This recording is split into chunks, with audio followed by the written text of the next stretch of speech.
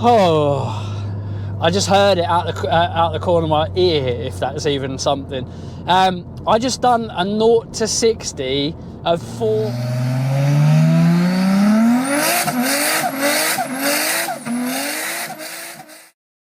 Hi guys, Alex Peak Performance Reviews. Welcome to another vlog and welcome to a car review. Thank goodness. Yeah, obviously COVID has played dividends for me and really hit our channel hard, to be honest with you. Viewership is very down, but what the hey, we've got a car review and they are going to be coming thick and fast. Yes, we've got an older car review. It's not that old, obviously relatively new, but the reason why I'm doing it is because a lot of people will consider, you know, obviously second-hand car. So we've got a previous gen Golf R. Yes, you will know that the new Golf R is out. I have driven this car before, not this specific car, but a Golf R Mark 7 before, but I've never vlogged it basically. So I thought I'd want to get another car, and a good friend of mine, Daniel, big up yourself, thank you if you're watching, has kindly lent me the car today. So I'm going to be doing a full review Golf R. Obviously a lot of good press, so I know, and anyone that knows that will follow me will know that I sometimes feel that all-wheel drive cars can be a little bit more dull than a two-wheel drive front-wheel drive or rear-wheel drive car. That being said, when they're done right, they can be really, really good. Now, obviously this Golf R features a 2-litre, 4-cylinder, 300 horsepower or 296 horsepower with 400 newton meters of torque motor in it, and a very, very good motor at that, with a Haldex system. Now, the Haldex system works in a very, very clever way. Most of the time, it works the front wheel drive, and only when it basically the front wheel drive system and the front wheels give up grip, it moves and shifts more power also to the rear, so it kind of then gives you effectively an all-wheel drive system. Very, very clever system, very, very good system, but obviously does it dial down the driving for, you know, the occupant and for the driver. Like I say, I'm going to do a full review and I'll let you know what I think. I'm really looking forward to it actually, because I haven't been out in a car other than my own cars for quite some time, and it's brilliant to do a review for you guys. So if you are considering one and I don't cover some certain aspects, obviously I will be driving this car a lot. So if you've got any comments, hit us up in the comment section, guys, and we'll be sure to answer your questions. But without further ado, let's go and drive it. So yeah, it's interesting to hear the exhaust note on Eco. So let's just quickly do a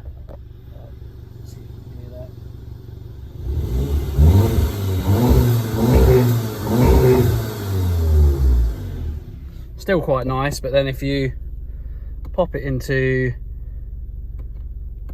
race, hear the valve open straight away. Let's give it another rev.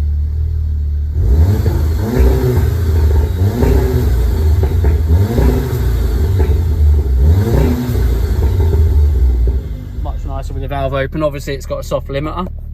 When the soft limiter's off, that's going to sound really nice. So yeah, awesome. If you are going to do 0 to 60 pulls, like I say, I've got my P gear timer here today. I do sometimes use draggy, or I've got a draggy box as well as this P gear. I find this P gear far better. Actually, normally you can get it on a deal a little bit cheaper than a draggy, but there's a lot of reasons why it's better. I won't go on about that now. If you want to see that video of the P gear review, top right hand corner now, and then come back to this video. But yeah, like I say, I'm using the P gear just to test out the 0 to 60 times. I'm doing it in a safe, controlled area. So yeah, I'm just getting those times for you just to see how close we can get to the factory figures. The manual box car is supposedly meant to do a 0 to 60 in 5.1, and the auto box cars, the DSG box, so dual clutch gearbox cars, do it in 4.6 seconds, so half a second quicker. That normally is on launch control. I'm not using launch control today. It's not my car. I'm not going to hammer it and, you know, take the life out of the clutch packs or anything like that. So yeah, I'm just enjoying this, just doing what I would call light launches. Yes, there is a bit of an issue with doing light launches because what happens is the car kind of is guessing when you're going to go for it, and it doesn't give you that full power, so you get a bit of lag. So far so good. We've managed to get a best time of 5.5 seconds, so I'm going to give it another go. So yeah, I didn't get it on camera, but I've just done a 0 to 60 time of 4.8 seconds. Go on! Go on the Golf R. So yeah, way quicker. If you know, and you can learn how to launch this car, basically, if you turn the traction control off and just mash the throttle, you get a lot more power and a lot less lag. And like I said to you, I was talking about that lag, that goes away if you turn the traction control off. Yeah, absolutely superb. So 4.8 seconds. I'll put that on screen for you now to give you the legit figures and show you that actually it has really genuinely been done. 4.8 seconds, guys. That's like supercar quick. That's impressive. System checked okay. Proceed to test.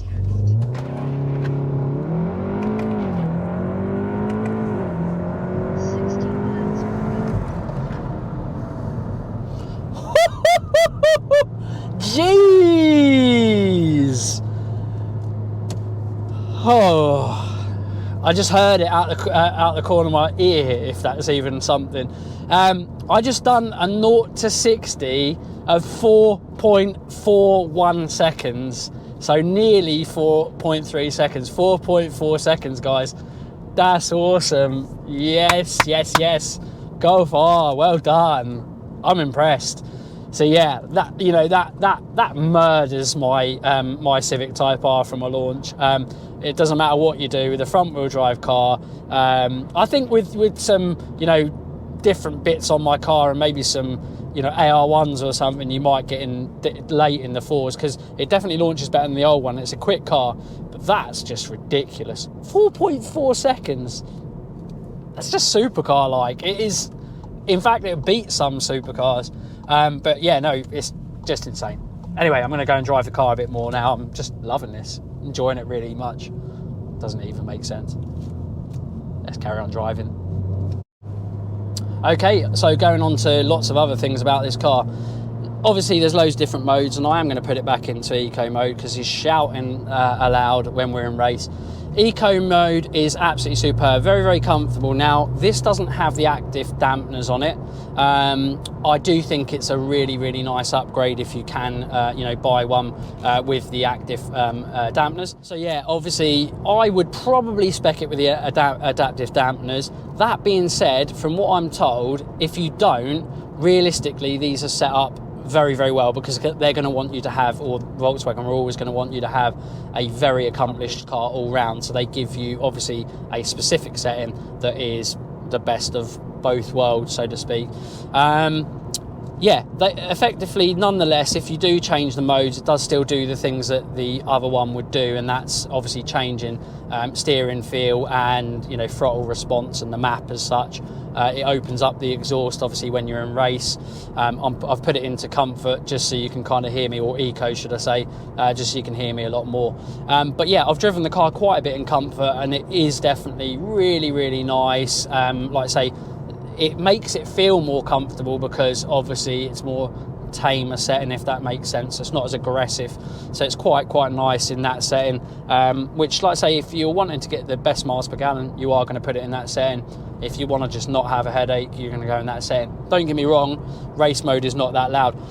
Normal obviously turns things up a little notch. You can feel the throttle response coming in a bit more, but there's not too much to write home about.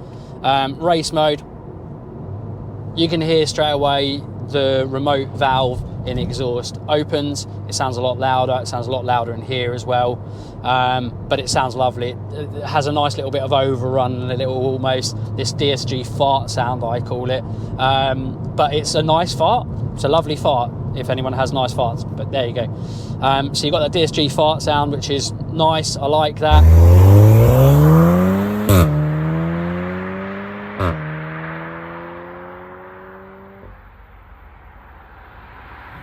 And like I say, this is a factory stock car, which I'm really, really pleased about. If anyone's got a modified one, hit us up in the comment section. I'd like to drive any mild and wild modified Golf Rs for sure. These Volkswagen Audi Group platform cars are incredible. The EA888 motor is ridiculously strong, robust, and sophisticated and efficient in all aspects. Like I say, if you drive this in the eco mode and you drive gentle, you can get quite an easy 35 miles per gallon, which is quite impressive. In general, you don't. When you're driving, I find 2/3 most of the time, which I think you will in this car most of the time. It gets more closer to 30, which is still really reasonable. This isn't a light car. Obviously it's got an all-wheel drive platform with this lovely beautiful Haldex system in it. So in general it's a relatively heavy car as hot hatches go, but not a heifer. But it's yeah, very dynamic nonetheless. Like I say, I've got it in eco mode. I am going to change it into race. There is a captive touchscreen as well, so you can use the touchscreen, or it does have buttons on here as well, which I think is really, really nice as well. I do like the fact that obviously you can either use the touchscreen, or you can use the buttons as and how you wish. Going into race mode, there's nothing visually a bit like a Honda Civic Type R and some other cars where you go into the race mode and everything on the dials changes, because obviously this generation of Golf R is still very analog in the sense of it's got a small display in the middle which is digitized, and it's got 2 analog dials on it either side there. I've got no problem with that. If anything, actually, I still quite like an analog dial. It doesn't bother me in the slightest. I know everything is going very digital now. If you look at the modern cars now, that everything's huge displays here, huge displays there. In my opinion, the lovely digital displays with all the fancy dials and all this, that, and the other, they're one of those things that wows you in the moment, I think, straight away, or when you live with the car for a week or two, and then after that, it doesn't really matter to you. It's all about the car. And that is what I love about this car. This car, although the interior is actually really, really nice, it's relatively no frills nonetheless, so it's just straight to the point, and it is all about the car. Don't get me wrong, it's a lovely interior. Quality of plastics and everything else that are used are really, really nice. This flat bottom steering wheel is lovely. Everything's kind of on here for you to kind of change modes even on here and go through the options and menus, etc. on the steering wheel, so you don't have to go away from that. Obviously the DSG gearbox has effectively 2 types of mode. It has an automatic mode, which is in DS, and you just leave it in there and it will just change for you up and down as and when it feels it needs to. Or you can just put it across to the left, and you can put it in a manual mode, so I can blip it down and make it rev a little bit more if I want to. Go on, DSG farts. And I quite like it in that mode. You can effectively just use the tip box, which is like I say, you push it across to the left here, and you can either just tip up or tip down, and it feels like a manual box almost, if that makes sense. Or you can use the flappy paddles on the side here as well. So lots of options.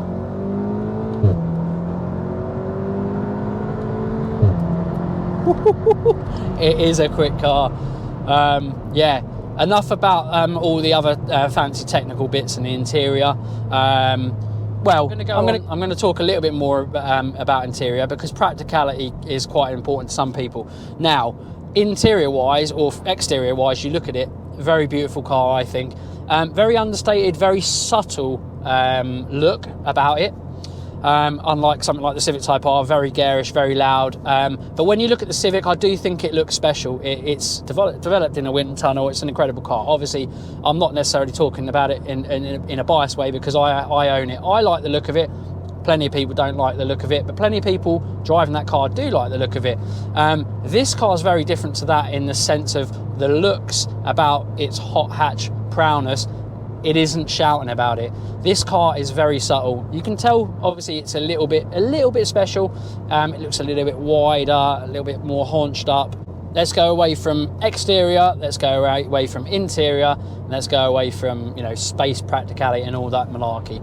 Let's go on to the real, most important stuff for a hot hatch. I'm going to leave it in race, because this is the mode that it should be in. It should always be in the most wild setting. So let's just get down and give this a push, and let's see what this chassis, the gearbox and the engine is all about.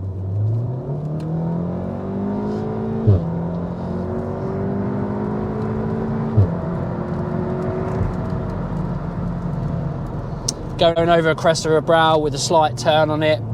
doesn't feel nervous, feels very, very sure-footed. And like I say, when this gets to 4.5 up to 6,000 RPM, this car just absolutely flies.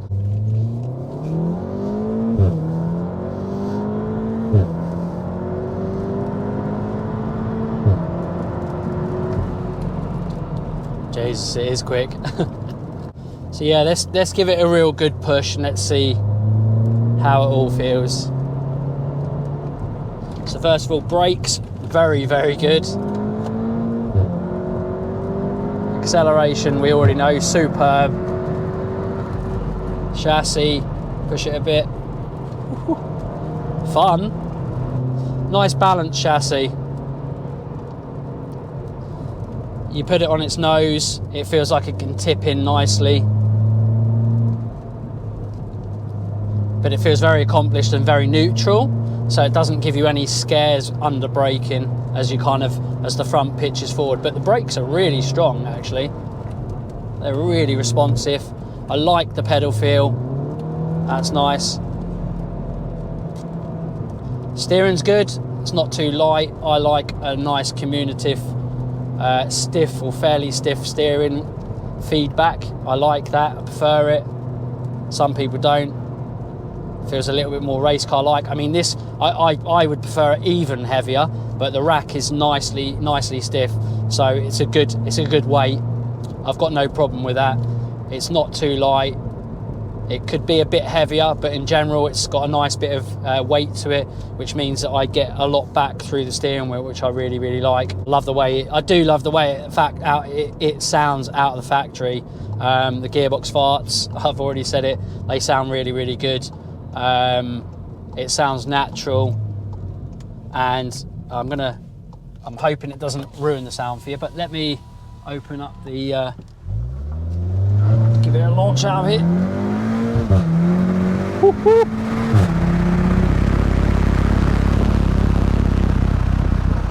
I'll put it back up now, but you can hear, obviously the moment I get up to speed, you'll get a bit of wind buffering.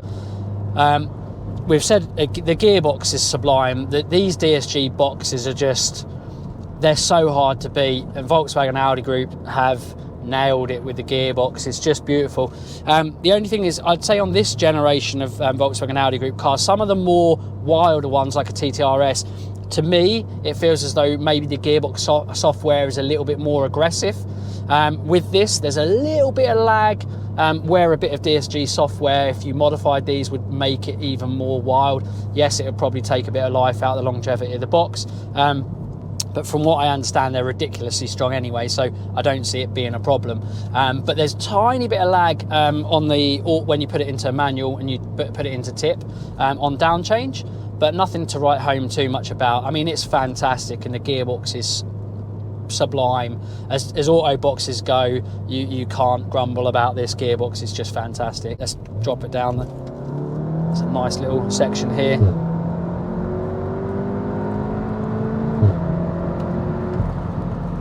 Nice.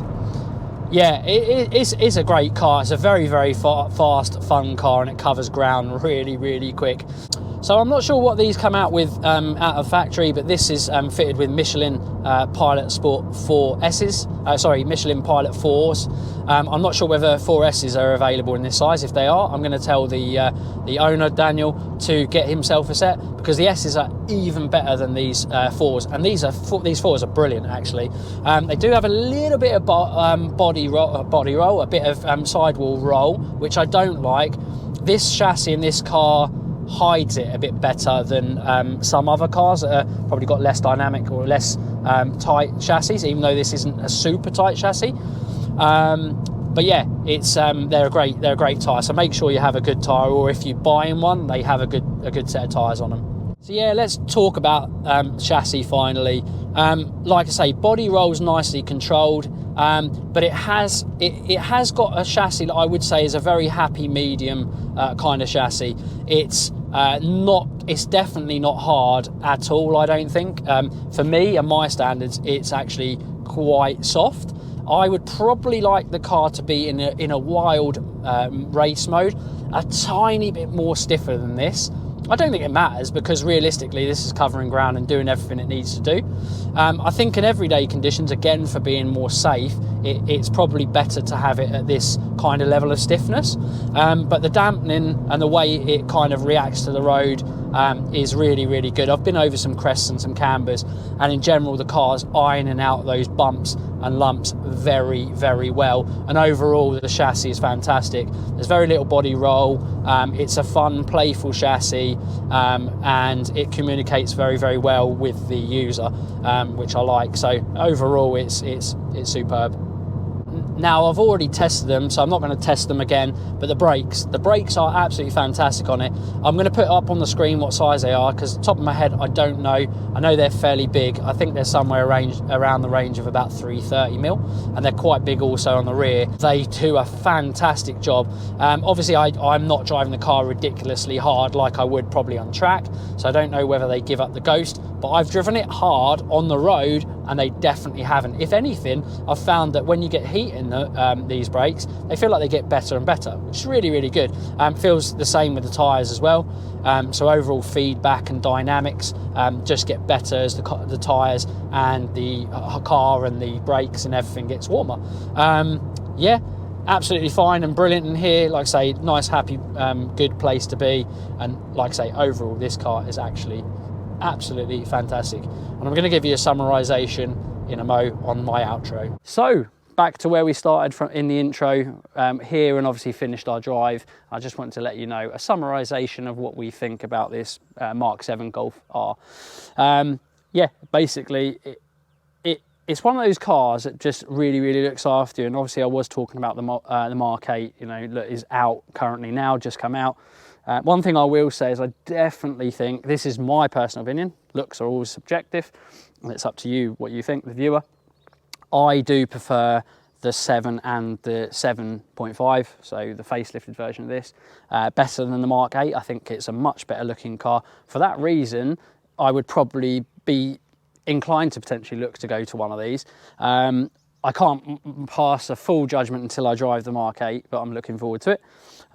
But if you want an everyday hot hatch and you're using it in wet conditions, dry conditions, loose conditions, this car is very, very hard to beat, especially for the money, and as an all-round package for fun, for keeping you safe. It's a really, really good choice. Like I say, I've driven lots of other older hot hatches, but when this came out, it pretty much was close to being the king in its all-round ability. It's 0 to 60 times, which I've proven to you are pretty damn impressive for a car that's now, you know, this age. Not that old, but you know what I mean. Absolutely fantastic car. Looks after you, makes you look like a hero, and is damn fast. Point A to point B, like 0 to 60 pulls, even quarter mile.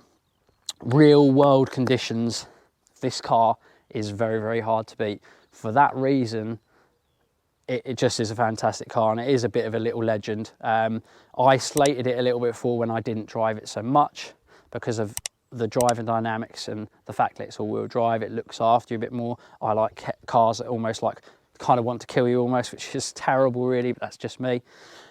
But as an all-round car, it is very, very hard to beat, very, very hard to beat. And still to this day, if you were to buy this and compare it to some of the brand new hot hatches out there, it's still absolutely up there with some of the best. So it's a brilliant car. Definitely make sure you consider it, or if it ticks the boxes for you, go and buy one, test drive and buy one. Anyway, hope you enjoyed the review, guys. If, like I say, before I did say it, if you do want to hit us up in the comment section with any questions you've got on the car, please do hit us up. But I hope you enjoyed the video. As always, like, share, comment, subscribe, and we'll see you again in the next one. Bye for now.